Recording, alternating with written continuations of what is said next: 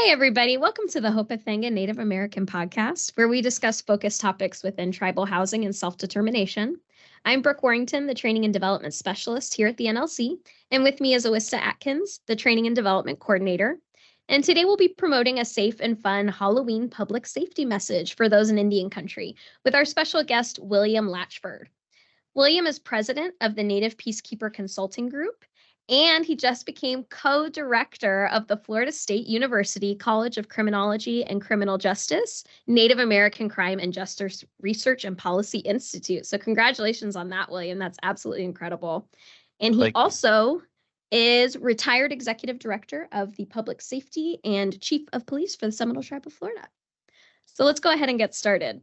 As Brooke said, welcome to our special Halloween Public Safety edition on Hoporenkv. We'll be discussing important tips and information to ensure a safe and enjoyable Halloween experience for everyone.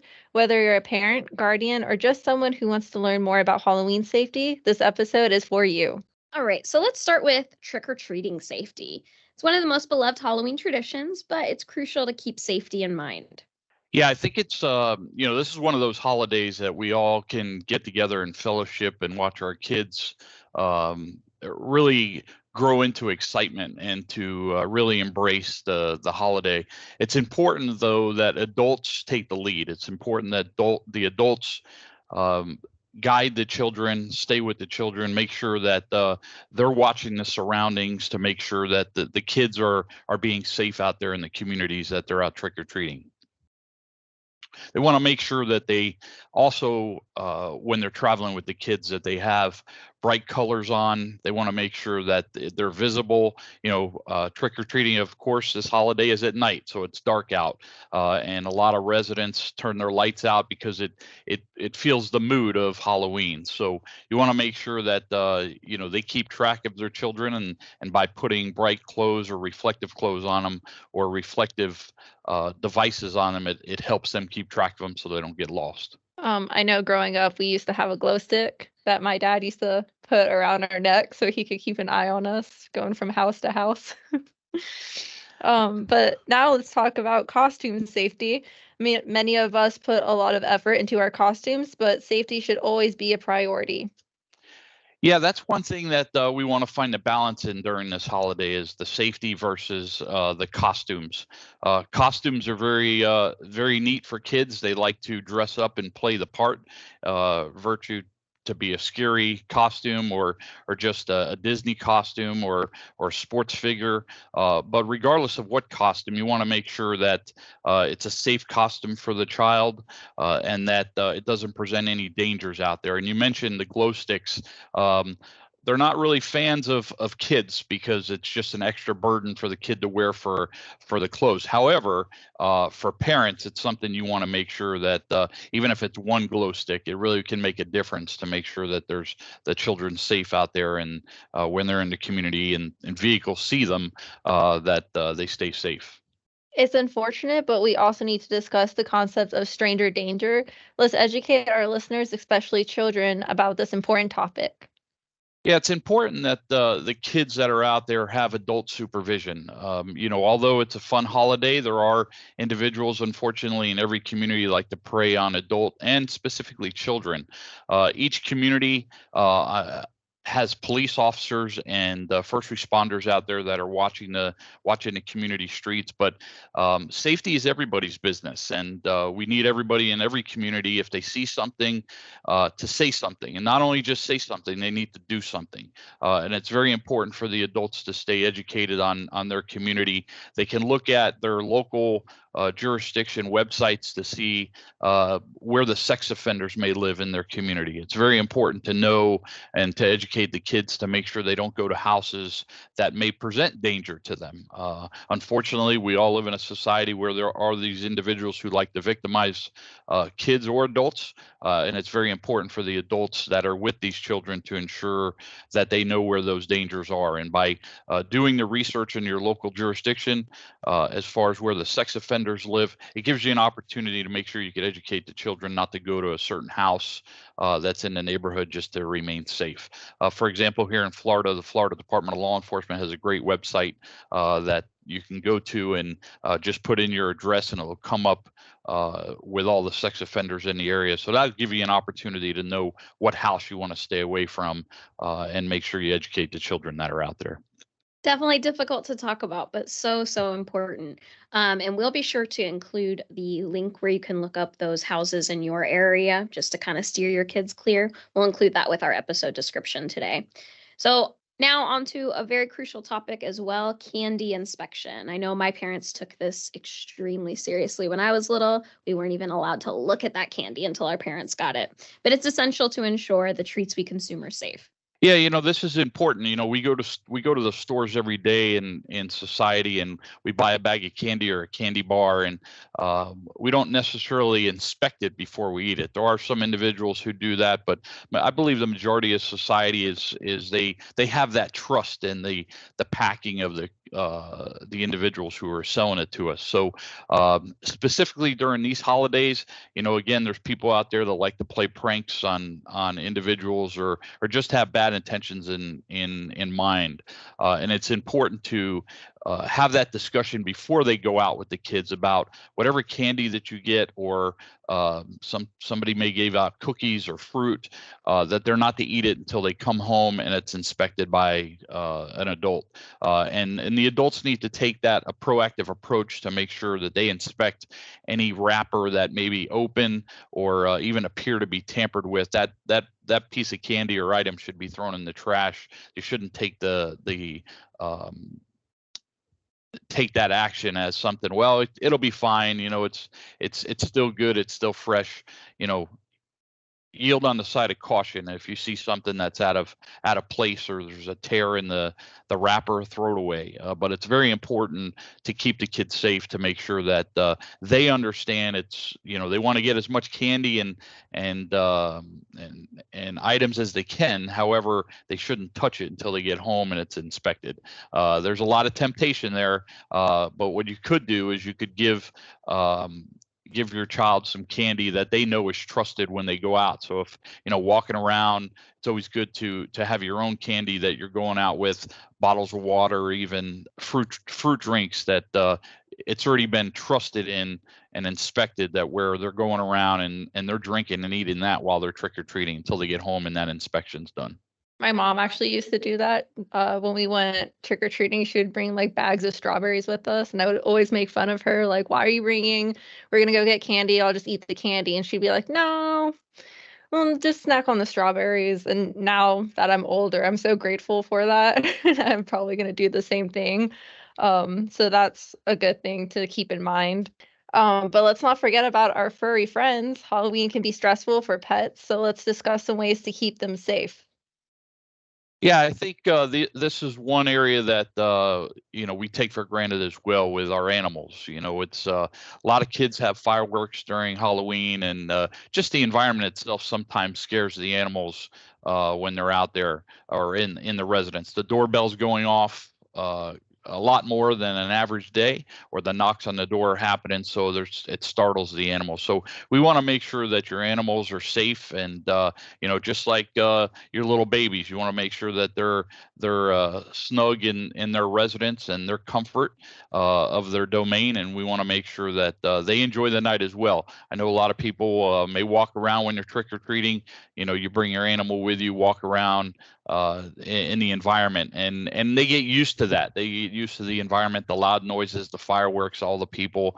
However, if you do have an animal, a dog that is a little bit vicious and is on the vicious side, I would recommend to make sure that you take the precautions to where when the kids do come to the house, that those dogs or animals are in another room to where the kids aren't scared, and the dog doesn't have that opportunity to fear that somebody may be coming into their residence. They live there. That dog is going to protect that home. So you want to make sure from both sides that the animal has the opportunity to enjoy their residence, but also they don't think that somebody's trying to break in, and they take the opportunity to attack one of the children that are at the door, incidentally, not realizing that they're there for the Halloween. A dog doesn't know what Halloween is. An animal doesn't know what Halloween is. So as owners of pets, we bear that responsibility.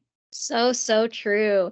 And if any of you at home have dogs like I did, my dog Cooper was always so antsy to just get outside and play with these kids. In his mind, every kid that came to the door for trick or treating was there to play with him.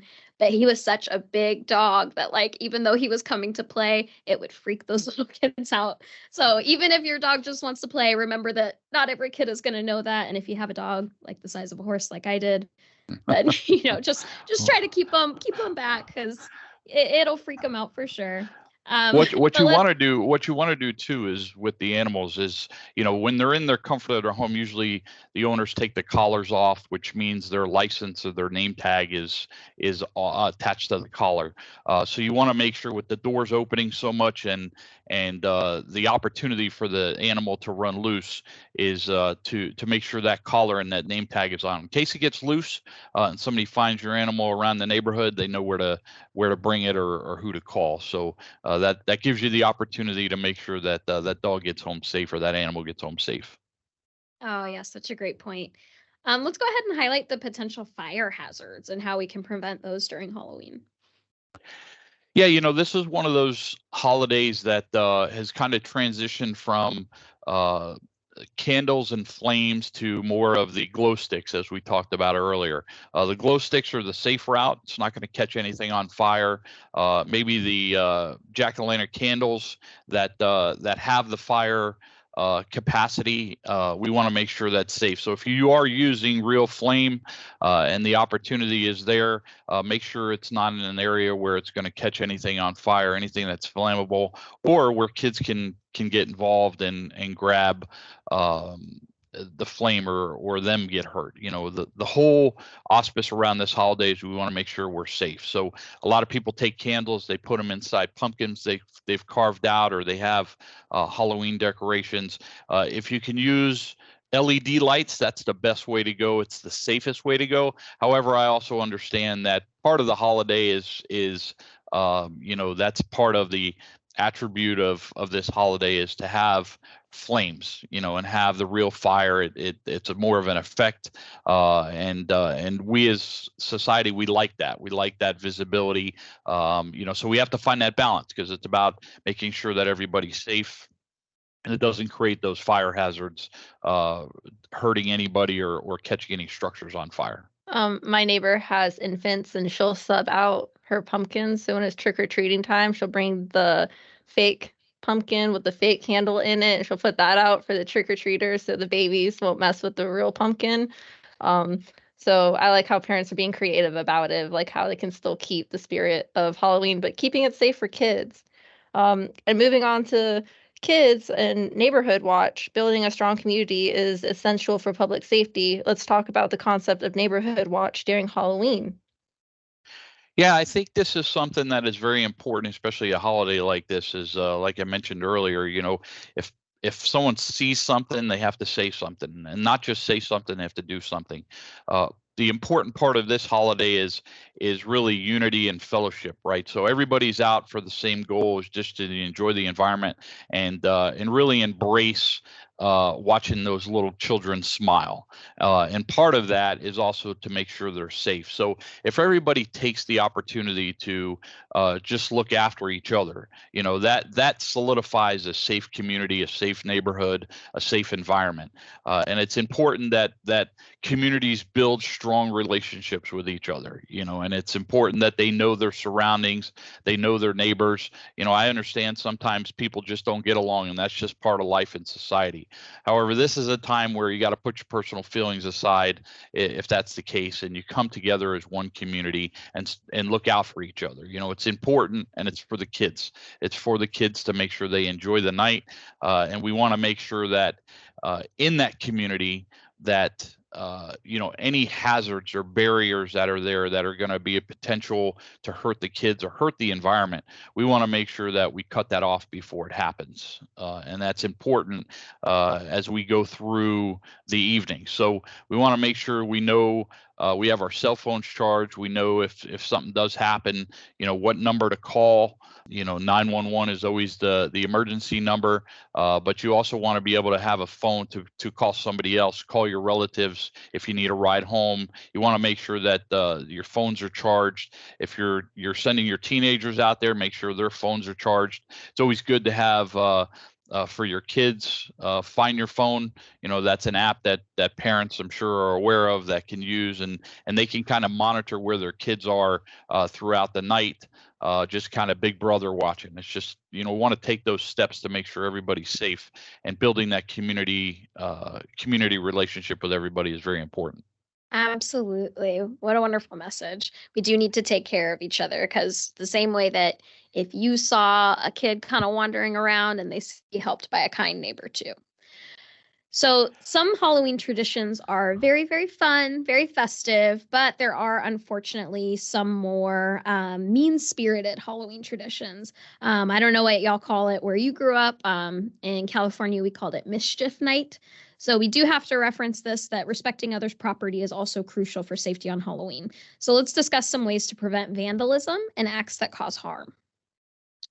Yeah, I think one of the important pieces is just everybody stay alert, right? So we want to watch your children when you're walking around, or the group of kids you're walking around, but also keep that third eye in the head on a swivel to make sure that you can help keep that community safe. Unfortunately, like you indicated, there are kids out there that go down, or adults that go down the path, and they just want to cause havoc in the night. They want to disrupt the fun of the neighborhood. They may not have that opportunity, and sometimes there's vandalism happens, or they go and spray paint a fence or a wall, or even they're brazen enough to even spray paint or light police cars on fire. And those are the things that in a community, it's everybody's responsibility to keep a community safe. So if everybody keeps their head on a swivel, and they know the environment that they're in, the advice would be go to a community that you know. Don't go to a community that you don't know, because you really don't know how that community operates. If you're in a community you know what's right and you know what's wrong, and that's how you keep that community safe, is you're the expert for that community, and you know how it should be. You live there, you represent that community, and you want that community to have that opportunity to not have the mischief along the walls or along the fence, or people's cars get egged. That costs money at the end of the day. That's something that if we don't educate our kids on, that damage costs money. A paint job on a new car, having workers come out and cover the spray paint, that walls or fences are spray painted. We want to prevent that type of behavior. So that's another reason why you want to have your phone, so you have that non-emergency line or the emergency line that you can call to get somebody out there, or wave down the police officers or the public safety officials in the community to point them out. Everybody has cell phones, right? And everybody takes pictures as well. So another opportunity to snap a picture of the car that may have caused the damage. And I know people sometimes don't want to be witnesses. They don't want to get involved. But in order to keep a community safe, we all have to be involved. You can't have 1 foot in, 1 foot out when it comes to safety. You have to have both feet in, you have to be committed, and you have to take ownership. It's about owning the community and taking that responsibility. Safety is everybody's responsibility, and it's important, especially in a holiday like this, that as adults, we send the message to the kids that we want our community safe, and we don't want any mischief or vandalism or anybody acting out of character to make the community unsafe. Thank you for sharing that. I feel like it keeps going back to what you were saying earlier. See something, say something, and then do something. Follow up with the do something. So I think that's really important to educate our children on. And talking about educating, we're going to move on to fireworks. Fireworks are often associated with Halloween celebrations. Let's talk about ensuring safety when it comes to fireworks. Yeah, so it's important that if you have the opportunity to take your children to a commercial fireworks show, a lot of cities and parks have fireworks show that are very nice to watch, and it's a safe environment to be in. We all know there's fireworks stores out there. kids and adults get their hands on fireworks, and that's just part of the holiday, right? So that's part of the fun of the holiday, and there's nothing wrong with that. The key is safety. The key is you want to make sure that whoever's doing the fireworks, to make sure that they know what they're doing. They're not in a position to where they're being reckless. Fireworks can blow your hand off. It can do significant damage to the rest of your body. And so whoever's doing fireworks, you want to make sure that people are safe away, that you're the only one that's dealing with the fireworks. You want to make sure that you understand what that firework is going to do once you light that match or that lighter and that wick gets lit. You want to make sure what that result is going to be. And before you light that match or lighter, you want to make sure that the surrounding area is safe. So once that firework starts to go off, that no one's going to get hurt, because there's no second chance after you light it and it starts to go off track. So you want to make sure that if you are using fireworks, you have fun at it. But the key is just be responsible. Be responsible. Be safe. It's always good to have a hose nearby that's turned on. You can have a spigot that keeps the pressure off until you need it. But have a hose nearby and make sure that it's somebody's ready if you need that water to put that fire out, or that firecracker out. The one thing that I will also say, if you are doing fireworks, don't throw them in the trash too fast. You want to make sure that they're watered down when you're doing fireworks, and make sure that they're not hot. If they're still hot and you put them in the trash, or you put them in some sort of container, that container eventually is going to catch on fire, because it's going to harbor the heat. And it's going to ramp back up. The fire will ramp back up. So although the firework may be done, there's still that hot pressure that comes with that firework, and you want to make sure those fireworks are watered down. So again, if you have the opportunity to go to a commercial fireworks show, that would be the first recommendation. If you do have fireworks, the key to that is you want to be safe, keep everybody safe, keep yourself safe, and be responsible. Absolutely. So last but not least, and this is one I'm surprised I actually don't hear more about during the time of Halloween. Let's talk about the importance of safe driving. Yeah, during this holiday, it's interesting, because every community, you have people that live in neighborhoods that may not be trustworthy. So they go to a relative's neighborhood. And when they go to the relative's neighborhood, it brings an excess amount of vehicles to that neighborhood.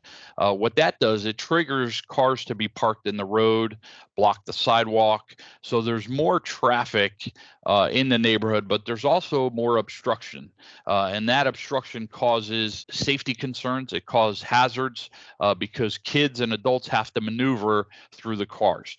The visibility is also limited because of the blockage of the vehicles that are in the roadway. So you want to make sure that when you're out there, you're talking to the kids, you're again using the head on a swivel to make sure that you see everything coming, not just vehicles, bikes, golf carts, ATVs, UTVs. Usually during this holiday, everybody's coming out with whatever specialty vehicle they have. It's fun. It's outside. The weather's probably going to be nice.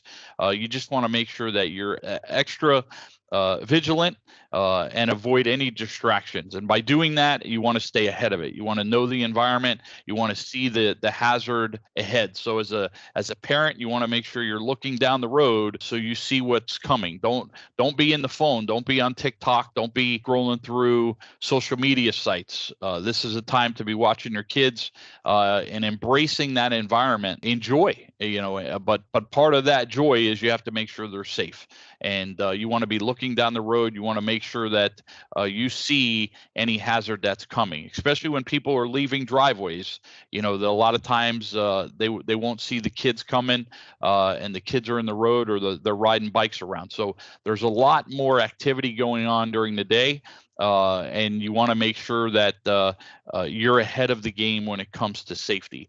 Public safety will be out driving around. Usually police have their lights on during that time, which brings more visibility. But as we know, sometimes that doesn't work as well. Lights are good. They're only as good as the people that see them. So we want to make sure that not just the police are out there, but the parents are out there, and the parents are making sure that that environment's safe. So there's a lot more obstructions on Halloween Halloween. And it's just something, as long as you know that, then you know what to look for. You know to make sure that you can guide your child or your group of children that you have to remain safe. Thank you so much for your insight on public safety for Halloween. Personally, for me, growing up, Halloween was always my favorite holiday, and I always enjoyed it, but never truly understood the safety precautions my parents took to ensure that I could enjoy Halloween and that we could have a fun, safe holiday. So thank you for pointing out all of those areas that you should definitely talk about with your children so they're aware of it. And that wraps up our special Halloween public safety message from the Hoporenkv Native American podcast. We hope you found these tips and information helpful as you prepare for a safe and enjoyable Halloween out there in Indian country. Remember, by following these guidelines and promoting safety, we can all make a positive impact in our communities. And thank you, William. Thank you. Happy Halloween, everybody. Everybody stay safe out there. Absolutely. And we hope that you guys will come join us for William's webinar series that the NLC is hosting starting in the month of November. Unity Talks, Bridging Public Safety in Tribal Communities. This series is designed to foster collaboration and innovation in public safety and housing initiatives within Native American communities. We couldn't be more excited to platform this groundbreaking training. That brings us to the end of this episode. Huge thanks to William for providing this public safety holiday message. If you enjoy our show, please rate and review us on Apple Podcasts, Spotify, and Google Podcasts. Also visit our website, www.nativelearningcenter.com, to find information on upcoming webinars and virtual trainings. Be sure to come back for more content. And we also want to wish Will another congratulations on the co-director position. William, did you want to say anything regarding that? No, it's a great opportunity that the Native Learning Center has provided us to just get the message out. And the Florida State University has a great relationship with the Seminole Tribe and other tribes around the country. And this is the first time that they, in their College of Criminology and Criminal Justice, that they started this Native American Crime and Research and Policy Institute. And the goal for this is to provide research, do the research, provide the research to the tribes so they can use it to bolster their governments, their day-to-day work, and provide them the opportunity to use it to drive policy. As we know around in country, the resources are limited. This is just another opportunity that through quality research that Florida State has, that public safety can lean on them, lean on this institute to provide research and data, and to allow tribes to use this research and data to better their tribe, better the safety in their community, and also to have the opportunity to really move into the 21st century when it comes to public safety opportunities and public safety practices. It's very exciting. Congratulations again from all of us here at the NLC. And we're so excited about the webinar series starting next month. All of our listeners, make sure that you are here for the webinar series, be there at the starting line, and you can see this groundbreaking content as it comes to fruition. So a lot of exciting stuff happening. That brings us to the end of this episode. Huge thanks to William for providing this public safety holiday message. If you enjoy our show, please rate and review us on Apple Podcasts, Spotify, and Google Podcasts. Also visit our website, www.nativelearningcenter.com, to find information on upcoming webinar and virtual trainings. Be sure to come back for more content. And from all of us here at the NLC, have a happy and safe Halloween.